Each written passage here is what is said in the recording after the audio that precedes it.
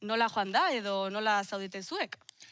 Ba, guk oraindik ez duk, bueno, nik ez dute zer ikusi oraindik, beraz, trailera bakarrik. Nik bai! Zuk ikusi zu zerbait. Protagonistek baino lehenago. Guk ez dugu zer ikusi. Ez, momentuz ez. Nahi duzu zerbait esatea? Bai, mesedez, bai. Beitu, nik kontatuko dizuet, eta lantaldearen izenean ere bai, bidali zigutela ikusteko, telesaia, eta ez dakik zeba, baina hasi ginen azken ataletik ikusten. Orduan, ez genuen ezer ulertu. Normal. Ezerrez, baina bueno, asko gustatu zait, eta bai, ikusi. Azken atala. Ez, lehenengo ikusi nuen gero, claro. Ja, spoiler guztiak ja jantzen ditun. Zatitate zerbait ekarri duzuela? Bai. Zerbait ekarri dugu, seriekin... Oparia, eta bueno. Zer ikusi daukana.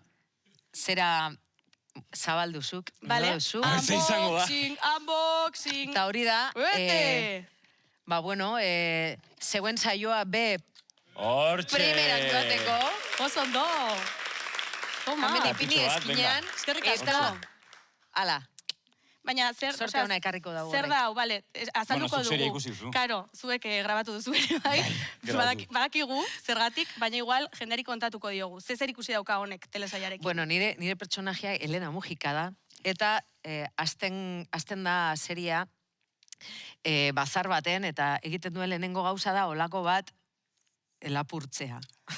Nire pertsonaji da, apur bat kleptomana, momentu txar batetik pasatzen ari da, eta da, apur bat galduta emakumea, bikoizlea da, banandua, bizitzan kasgora, bere seme alabekaz harremana da, oso bitxi arraroa, direz, insoportable batzuk. Bueno, insoportableak, Eta, bueno, eta berak, ba, bueno, mangi bihurtu da. Hori da, bere... Mangi... Bai, mangi. Mangi, ez oso profesionala, oso txorraditak lapurtze ditu. Bai. Eta bueno, ez dut spoilerrik egin nahi. Bai, esketxea beteta. Olako bat lapurtzen duenean, ba, bueno, ez daki oso ondo non sartzen ari den, ze katua da olako gauza bitxi bat, orain ezin dugu kontatu zer dagoen katuaren barruan, baina berak harrapatzen du, sartzen du poltsoan, eta hor hasten da lio guztia. Hor hasten da trama, esan dezagun. Bale, bueno, txalo bero bat, oso ondo. Nondik atera da telesaia hau? Nondik atera da, edo? Ba, bueno, gidoilari ekipo fenomeno eder batetik atera da. Eta original batetik, batez ere. Bai, super originala, eta Euskal Herritik atera da, Donostin grabatu da, dana meidein Euskal Herria, eta, bueno, gugandik atera da. Ez da gitxi. Oso, ikusi dut hor, Eduardo Casanova, hori ez da aidako... Bueno, horre ere esaten du. Ez da egite ez dut opera jarraitzen. Ez, bai, bera da, bai. Eta gero, Clara Badiolaren personajeak ere nahiko beldurra ematen du, ez? Iruditu zitzaidan. Beldurra, grazia. Bai, oso divertigarria da bera.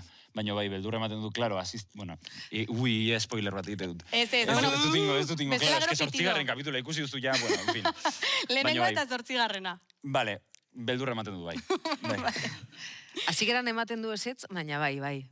Zerbait izango zan amengo maltzurra, graziosa, ez dakit, maja da, Clara, bea oso majata. Clara eta bere pertsonajia be, bai. Bai. Bueno, ikusiko duzu, ber majaden edo ez nire ustez ez, baina bueno. Bueno, jatorri txinatarreko aktoreak ere badaude, ikusi ditugu. Zenbateko pixua dauka komunidade txinatarrak, telesailean, gainera katua ekarri duzu egon ere bai? Badauka. Badauka, pixua dauka, nik, bueno, Albertokin hitz egiten, Alberto zuzendaria dela, Alberto Gaztezi, bai, hasieratik nahi argi zeukatela, como komunidade horrekin topo egin nahi zutela, estetika horrekin esperimentatu, eta bai, batez ere zer ikusi dauka, beak bazar baten lapurtzen durako katutxo hau, eta hortik gauzak erlazionatzen dielako. Eta ez zutela nahi, topikoetan jaustea, komunitate txinatarra, eta komedia, ez egitea, betiko komedia txungo hori, egitea, alako baten, bati galdetzen dion egotazu, Txinan jaioko zinen, eta zelan etorri zaran erazet, Txinan, ni basaurikoan az. Claro. Eta euskalduna, eta zentzu horretan egiten da, komedia gu kolokatuko gaituena. Bai. Zuen personajeak Paul eta Elena dira, baduzue harremanik Itziar eta Arnatz moduan zuen personajeekin? Hau da, identifikatuta sentitzen zarete haiekin, zerbaitetan bada ere? Osea, bizitza daukan kasgora, bera dau pasauta, apur bat galduta, eta egiten ditu gauza, arraroa, baina da oso pertsona normala, emakume, ez da? Bueno, momentu oso konkretu batean dago. Bikoizlea da, eta bizitzak eman dizki ostia batzuk, eta orduan dabil hor galduta. Deskiziatuta dago apur bat, ez? Bai, baina berak ez daki. Vale. Berak ez daki, orduan konturatu arte, egite ditu gauza arraroak. Eta hemen ditu bere seme alabak bebai deskiziatu bi. Bai, eske Paul nere pertsonaia baita, sortzailea da, bera idazlea da, edo saiatzen da idazle izaten. Bere aita baita, ez ditugu orain gure pertsonaiak epaituko hemen limbo programan. Idazlea da, ez duene zer, hosti, ez duene idatzi. Venga, berriz hasiko gara, bere aita bestela, ze bere aita baita idazlea zen, orduan badaka hor trauma bat, dadixu batzuk, ze bere aita dula 5 urte alde gintzun, eta orduan hor beak baditu bere traumak, eta bizitza... Sasikumea da zure aita. Bai, bada. Eta orduan Paulek baita bere aita gandik gauza batzuk hartze ditu, eta nahiko bordea da jendeakin, uste du besteak baino interesgarriago dela bera, baino ikusten dugu bea gaixoa baita bere komplexoak ditula. Bihotza apurtu diote, egia da, baita ez dago oso momentu on baten.